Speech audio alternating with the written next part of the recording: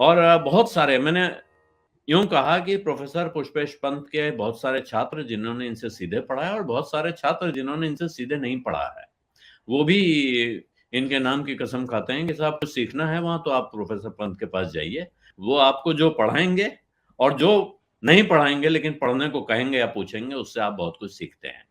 इसलिए जब आप टेक्स्ट बुक बना रहे हैं, सिलेबस बना रहे हैं, उस वक्त किन चीजों पर ध्यान होना चाहिए, किन चीजों को खास तौर पे ध्यान किन चीजों पे नहीं रखना चाहिए, इस सवाल का जवाब देने के लिए प्रोफेसर पंत से बेहतर मुझे कोई नहीं लगा। तो प्रोफेसर पंत ये जो डिबेट शुरू हो गई है, एक तो ये डिबेट नई नहीं है, तरह तरह की चर्चाएं हैं कि साहब इतिहास गलत पढ़ाया जाता है, शुरू से ही हमारे यहाँ असली चीजें नहीं बताई जाती हैं, बहुत कुछ छिपा के रखा गया है। इसके बीच में ये आ गया कि 11वीं और 12वीं कक्षा के उसमें से मुगल इतिहास के हिस्से हट जाएंगे, तो ये विवाद का विषय तो बनेगा। निश्चित रूप से मैं असल में दो बातें शुरू में स्पष्ट करना चाहूंगा कि मैं स्वयं विद्यार्थी इतिहास का ही रहा हूं और जेएनयू में आने के पहले मैंने 2 वर्ष दिल्ली विश्वविद्यालय में इतिहास ही पढ़ाया था और प्राचीन इतिहास पढ़ाया था। और इतिहास, प्राचीन इतिहास मैंने पढ़ा है और संस्कृत के साथ पढ़ा है। और मुझे कुछ बातें बहुत आपत्तिजनक लगती हैं जब तर्क ये दिया जाता है कि कोविड काल में बच्चों पर बड़ा बोझ पड़ा था, इसलिए कुछ बोझ कम करने को हमने पाठ्यक्रम को हल्का कर दिया है। ये कुछ वैसी बात है कि शरीर का बोझ हल्का करने को आप सर काट दें या बिल्कुल पैर काट दें और कहेंगे अब साइज फिट हो गई, हमको इतना ही वजन चाहिए था। तो वो जो शाइलॉक वाली कहानी है मर्चेंट ऑफ वेनिस में कि शरीर का कौन सा अंग काटा जाए और वसूली की जाए कि वजन घट जाए और सूद वापस आ जाए। तो मुझे लगता है एक तो ये बात आपने कहाँ से वजन हल्का किया है बस्ते का, वो देखने लायक है। और दूसरी बात यह है कि इसकी एक पृष्ठभूमि है। जी। जब जब ये तर्क दिया जाता है कि भाजपा की सरकार आई है, आरएसएस का प्रभुत्व बढ़ा है, जो विद्या भारती के लोग हैं वो अपनी विद्वता का प्रदर्शन कर सकते हैं, तो उनको आपत्ति होती है और कई बार ये आपत्ति जायज होती है कि जो पाठ्यक्रम था वो एक केसरिया रंग में रंगे जाने के पहले एक गुलाबी रंग में रंगा गया था मार्क्सवादी इतिहासकारों के द्वारा, इसलिए उसको ठीक करना जरूरी है। मगर मुझे लगता है कि एनसीईआरटी बाद में कितनी ही सफाई दे, जब ये पाठ्यक्रम को संशोधित करने की बात होती है तो क्यों नहीं इस पर एक सार्वजनिक बहस आमंत्रित की जाती है कि लोग अपने विचार रखें कि पाठ्यक्रम यदि हल्का होना है तो वो कहाँ से हल्का हो। और देखिए 2-3 बातें इसमें और उल्लेखनीय है।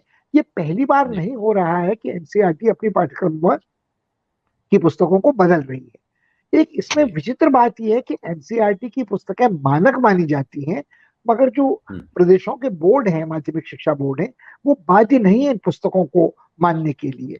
वो इनको एक मॉडल पाठ्यक्रम के रूप में अपनाकर अपनी पुस्तकें स्वीकृत कराते रहते हैं।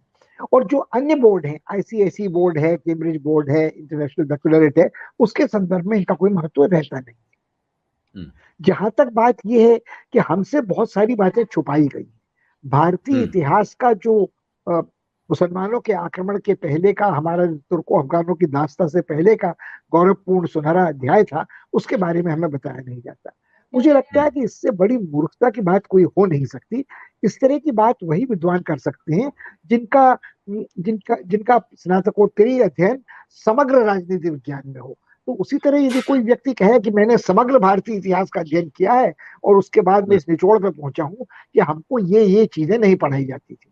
मैं आपको बताऊं कि जिस समय मैं 1959-60 में 10वीं-11वीं कक्षा में पढ़ रहा था, तो ये मार्क्सवादियों का वर्चस्व इतिहास लेखन पे नहीं स्थापित हुआ था।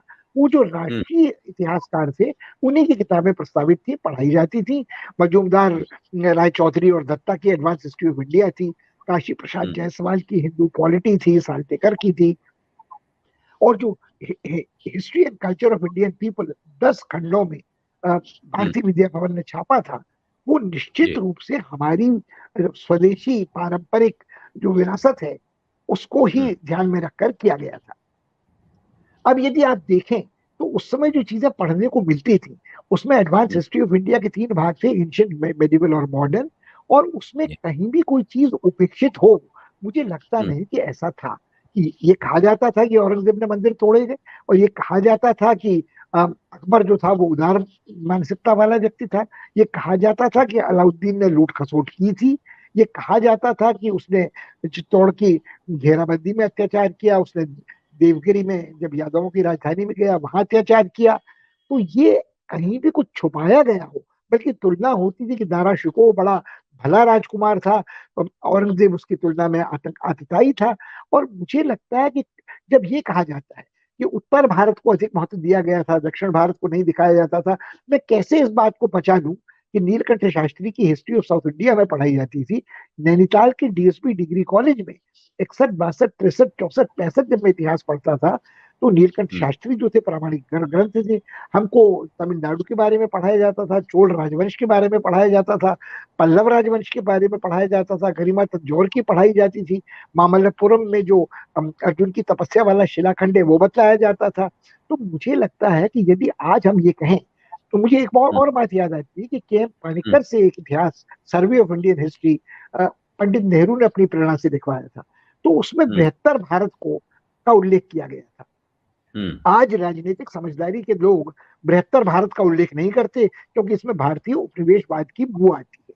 मगर जब शी हम्म, जिनपिंग को लेकर हमारे प्रधानमंत्री महाबलीपुरम गए, महाबलीपुरम में, तो वहां से उन्हीं यादों को ताजा किया गया जब राजेंद्र चोल का नौसेना का बेड़ा जाता था और वो इंडोनेशिया के द्वीप समूह तक पहुंचता था। वहां मजपहित, शैलेंद्र, श्रीविजय से साम्राज्य स्थापित थे। उसके भी वर्षों पहले फूनान, हम्म, चंपा, ये जो राज्य थे, जिनको हिंदुआइज्ड इंडियनाइज्ड स्टेट्स कहा है पॉल सेलिस जैसे फ्रांसीसी विद्वान ने, तो इनका उल्लेख होता था। अब दुर्भाग्यपूर्ण स्थिति यह है कि यदि हम कहें कि जो आक्रमणकारी था वो म्लेच्छ था, विदेशी था, बर्बर था, उससे हमारा कोई लेना देना नहीं, वो हमारे इतिहास का हिस्सा नहीं है। तो अगर हम्म, पलट कर पूरे दक्षिण पूर्व एशिया में, इंडोनेशिया में लोग ये कहें कि राज राजेंद्र चोल तो आतंक अत्याचारी आक्रमणकारी था, वो हमारे इतिहास का हिस्सा आखिर रामायण महाभारत का कैसे हो सकते हैं? तो न तो फिर हम्म, बोरोबुदूर का स्तूप बचेगा, न फिर अंकोर वट का मंदिर बचेगा। उन सबका नाम बदला जाएगा, उन सबका इतिहास बदला जाएगा। ये बात मध्य एशिया के ऊपर भी लागू होती है। जो रेशम राजमार्ग से भारत ने बौद्ध धर्म का प्रसार किया मध्य हम्म, एशिया में और तिब्बत में और मंगोलिया में और जापान में, तो जब तक हमारी सांस्कृतिक विरासत का विस्तार हो रहा है, उसका हम्म, संगम किसी परदेशी संस्कृति से हो रहा है, हमें कोई परेशानी नहीं। मगर यदि हम्म, कोई धारा बाहर से आ रही है, वो विधर्मियों हम्म, की है, वो हम्म, उन लोगों की है जिनका नस्ल का हमसे लगता है संबंध नहीं है, तो मुझे लगता है, हम्म, आपको तत्काल ये लगता है कि उसके पहले तो इतिहास जो हमारा था उसको लुप्त किया गया है। मुझे ये नहीं हम्म, लगता है कि मेरे लड़के ने भी इतिहास पढ़ा, उसकी उम्र 51 वर्ष की है, उसने जी, मुझसे जाहिर है 25-30 वर्ष बाद इतिहास पढ़ना शुरू किया। तब तक हम्म, एनसीईआरटी में मार्क्सवादी प्रभाव देखने को मिल रहा था। जी, मगर मुझे लगता नहीं कि कहीं भी सिख गुरुओं ने जो प्रतिरोध किया मुगल शासकों का, उसमें हम्म, लीपापोती की गई हो। मुझे लगता हम्म, नहीं कि कभी रानी गिरिलाऊ जो मणिपुर की राजकुमारी थी, उन्होंने अंग्रेजों के विरुद्ध जो किया उसका उल्लेख ना होता हो। मुझे लगता नहीं कि मार्क्सवादियों ने बिरसा मुंडा की कहीं अवमानना की हो। तो मुझे हम्म, लगता है कि ये कहना आज कि बहुत सारी बातें छुपा कर रखी गई थी, वो हम्म, मेरे ख्याल में वो समग्र इतिहास का हट वो है। समग्र राजनीति शास्त्र की तरह मैं फिर दोहराऊंगा कि ये एक ऐसा हम्म, विचित्र विषय है जिसमें इतिहास इतिहास नहीं रहता, मिथक, पुराण, पौराणिक कल्पनाएं, फंतासी सब शामिल हो जाती है।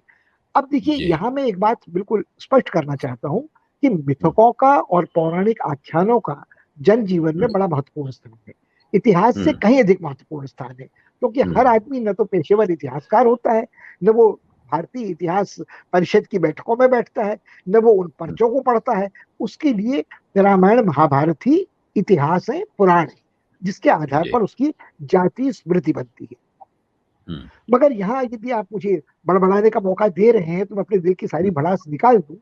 हम्म, रामधारी सिंह दिनकर जी ने नेहरू जी की प्रेरणा से ही संस्कृति के 4 अध्याय लिखे थे। और उन जी, 4 अध्यायों में प्राचीन काल भी है, इस्लाम भी है, औपनिवेशिक हम्म, काल भी है, मैकॉले की संतान भी है।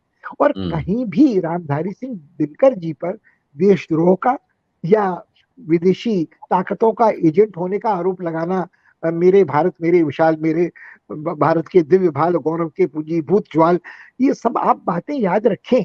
तो हम्म, उसमें संस्कृति के 4 अध्याय में जो इतिहास वर्णित है, उसमें कहाँ आपको ये लगता है कि आपसे कोई बात छिपाई गई थी, नहीं बचाई गई थी, नहीं कहा गया था? अब हम्म, यदि आप नेहरू की डिस्कवरी ऑफ इंडिया देखें या नेहरू हम्म, की ग्लिम्पसेस ऑफ वर्ल्ड हिस्ट्री देखें, वो मौलिक हम्म, ना हो, वो एच जी वेल्स की किताबों पर आधारित हो, वो गॉर्डन चाइल्ड की किताबों पर आधारित हों, मगर एक सीमित ज्ञान वाले व्यक्ति ने अपनी लड़की को या उसकी पीढ़ी के लोगों को समझाने के लिए या कारावास में रहते हुए जो अपनी स्मृति से अपने देश को स्थान को दोहराया है, तो उसमें अजंता है, एलोरा है, उसमें खजुराहो है, उसमें वो डिस्कवरी ऑफ इंडिया पे पूरी जो श्याम बेनेगल का जी, वृत्तचित्र धारावाहिक बना है, तो जी, उसमें महाभारत भी है, हड़प्पा भी है, मोहनजोदड़ो भी है। तो उसमें कहाँ ये कहा जा सकता है कि तुर्को अफगानों से बाद का ही इतिहास कहा गया है, क्योंकि नेहरू तुष्टीकरण वाले थे, वो आधे मुसलमान थे, कश्मीर के पंडित थे, और उनका रहन सहन उर्दू वाला था। मुझे लगता है कि यदि आप देखिए तो इतिहास के बारे में जितनी बहसें हैं वो एक तरह से बेबुनियाद है। वो मार्क्सवादी उसके लिए बड़ी सीमा तक जिम्मेदार है। जब रोमिला थापर अब लंबे वर्ष की वय पार कर चुकी है, उन्हें भला बुरा कहना अच्छा नहीं लगता, मगर जब वो भारतीय प्राचीन इतिहास पर टिप्पणी करते ये लिपापोती करती हैं कि सोमनाथ के मंदिर का ध्वंस तो गुजरात के किसी शासक ने किया था जो वहां का खजाना लूटना चाहता था, इसके प्रमाण मिलते हैं। महमूद गजनवी तो सिर्फ अपनी तारीफ में ऐसे झूठे दावे कर रहा था जिनके कारण उसको बदनामी हासिल हुई है।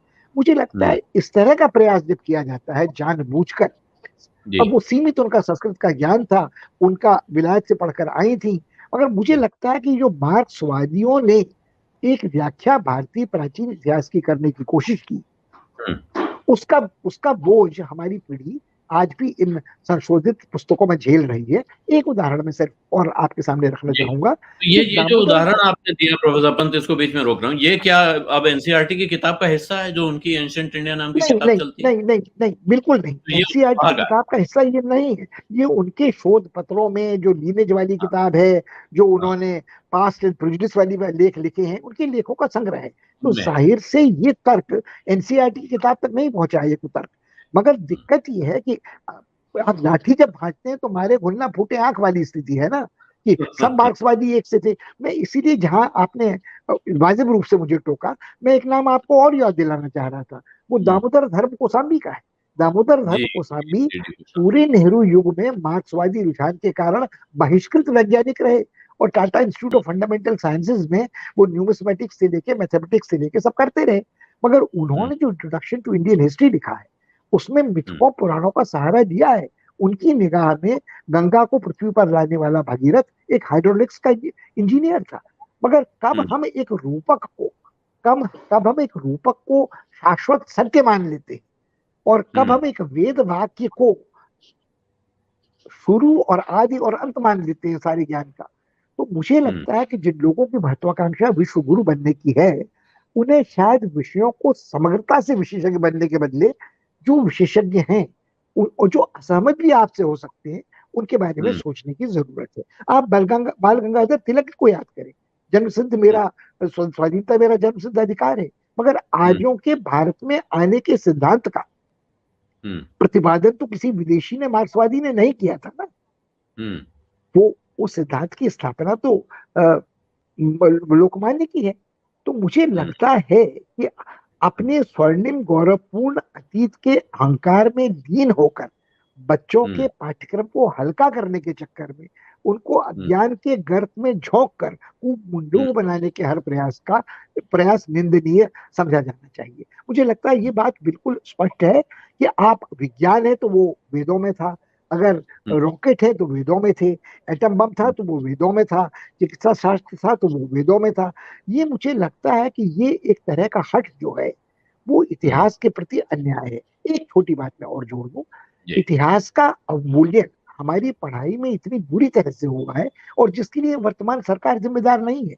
मुझे लगता है मनमोहन सिंह जी ने जितना आहित किया, जब उन्होंने कहा कि पढ़ने लायक विषय तो साइंस के हैं, इकोनॉमिक्स उसमें आ जाता है, बाकी इतिहास राजनीति शास्त्र आदि पढ़ना आपके लिए उपयोगी नहीं। आज अगर आप देखें तो 11वीं और 12वीं के इतिहास के या समाज शास्त्र के पाठ्यक्रम को पढ़ता कौन है? जो लड़के अकलमंद हैं, वो तो पीसी, या लड़कियां भी, मुझे जेंडर मैच न समझा जाए, वो एमसीबी पढ़ते हैं, फिजिक्स केमिस्ट्री एमसीबी पढ़ते हैं, पीसीएमई पढ़ते हैं, और पीसीएमई पढ़ के वो जो सर्वोत्तम सौभाग्यशाली है वो आईआईटी में चले जाते हैं, कुछ एनआईआईटी में जाते हैं, कुछ ट्रिपल आईटी में जाते हैं, कुछ आर्किटेक्चर में जाते हैं, कुछ चार्टर्ड अकाउंटेंसी करते हैं, कुछ नीट करके मेडिसिन में जाते हैं। मैं अपने अनुभव से आज आपको ये बता रहा हूँ कि जब साक्षात्कार के लिए आईएएस के लड़के आते हैं मॉक इंटरव्यूज में, तो सारे के सारे लड़के वो हैं जो काला अक्षर भैंस बराबर से बदतर उनकी स्थिति इतिहास में है, क्योंकि इतिहास से उन्होंने अपना पिंड 10वीं कक्षा में ही छोड़ा दिया था। ये विषय पढ़ने लायक नहीं, और राजनीति विज्ञान भी नहीं था, समाजशास्त्र भी नहीं था। तो जो विषय मूल्य हमें देते हैं, जो विषय हमें वास्तव में अतीत से हमारा नाता जोड़ते हैं, उनसे तो जो प्रकांड विद्वान आईएएस के हैं, या इंजीनियर टेक्नीशियन प्रबंधक हैं, या समग्र शास्त्रों के पारंगत हैं, वो हम आपको समझाते हैं। और जो अनधिकार चेष्टा करते हैं कि जिन्होंने इतिहास पढ़ा ही नहीं, वो आपको समझाएं कि इतिहास क्या है, इतिहास का अनुशासन क्या है, ये विषय क्या है। ये बात सिर्फ इतिहास की नहीं है, ये आपको राजनीति में भी देखने को मिलेगी, समाजशास्त्र में भी देखने को मिलेगी। तो ये होगा कि ये सारी पश्चिमी विद्वानों की साजिश थी हमको गुलाम बनाए रखने के लिए। आप कुछ मंत्रों का उच्चार कीजिए और अपने अज्ञान से मुक्ति पाइए। श्रद्धावान लभते ज्ञानम, बस आप श्रद्धा दिखाइए, अंधभक्ति दिखाइए, ज्ञान आपको स्वयं प्राप्त हो। सत्य हिंदी का ऐप डाउनलोड करें गूगल प्ले स्टोर पर।